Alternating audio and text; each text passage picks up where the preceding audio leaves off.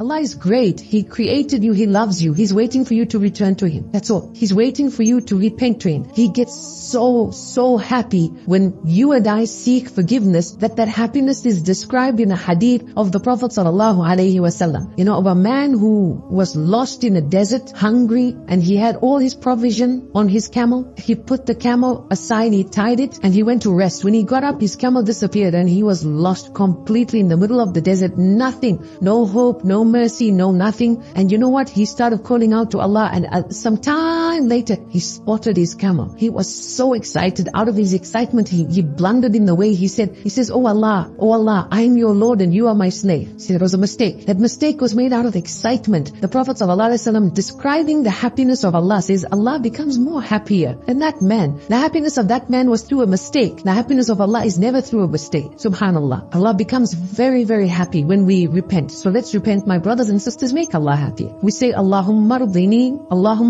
warda anni. Oh Allah, make me happy and be happy with me. We learned that supplication in one of the episodes, didn't we? I hope we still remember that supplication. What a beautiful supplication. Allahumma ardini warda anni. So the Prophet ﷺ here is telling us to use these beautiful words known as Sayyidul Istighfar. Allahumma anta rabbi, la ilaha illa anta, khalaqtani, wa ana abduka, wa ana ala ahdika wa wa'dika mastata'tu, a'udhu bika min kulli sharri ma sana'tu, abu'u laka bi ni'matika alayya. I confess, I acknowledge, actually the word is acknowledge. I acknowledge all the gifts that you have bestowed upon me, even though I don't deserve them. Wa abu'u bi dhanbi. And I acknowledge, here we can use the term confess, all my sins. Whatever sins I've done, I acknowledge. Ya Allah, I've sinned. I've done wrong. I might have done whatever. Everyone does different things. So we're acknowledging that we were sinful. We did something that displeased Allah subhanahu wa ta'ala. Wa abu'u bi dhanbi. Faghfir li, fa innahu la yaghfiru dhunuba illa anta. So forgive me, O Allah, for indeed there is none who will forgive these sins besides you. You are the one who will forgive me, so forgive me. And Allah becomes so pleased with those words. Imagine you are asking Allah, saying, oh Allah, I acknowledge that you've done so much good for me, and I am confessing I've done a lot of bad, but I want you to forgive me, because no one is going to forgive me besides you. It's only you who can forgive.